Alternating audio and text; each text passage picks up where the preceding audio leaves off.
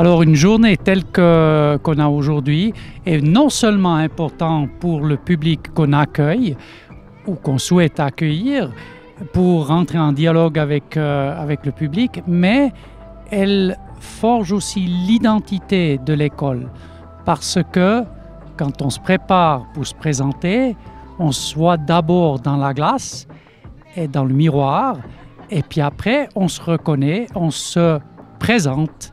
Et ça, c'est un exercice important aussi pour l'école, notamment pour le sujet de la mobilité, qui est un sujet fédérateur pour toutes nos filières et tous nos instituts. Donc, de se présenter sous différents angles sur une thématique commune est très, très précieux aussi pour l'école en soi. Also mein Gefühl für diesen ersten Teil dieses Tages zur Mobilität im Rahmen der 125-Jahr-Feierlichkeiten unserer Schule ist, dass das Programm sehr attraktiv ist, dass die Leute, die hier sind, voll motiviert sind. Das Wetter ist au Rendezvous.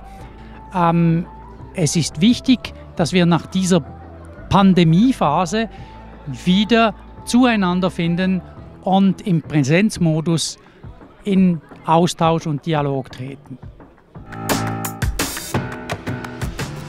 Projet de téléopération. Pourquoi la téléopération ? On a maintenant des véhicules qui sont purement mécaniques, avec beaucoup d'électronique intégrée dedans, et maintenant on part sur des véhicules autonomes.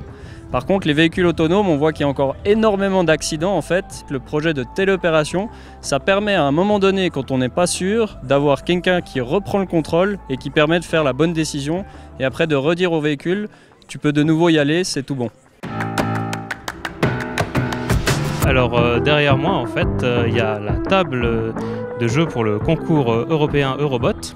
Et nous on est l'équipe de l'école d'ingénieurs et on participe du coup à ce concours chaque année.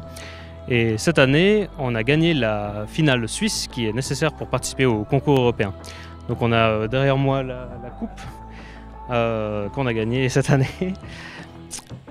Et du coup, le but du jeu, en fait, c'est d'avoir des robots qui sont autonomes pendant 100 secondes sur la table.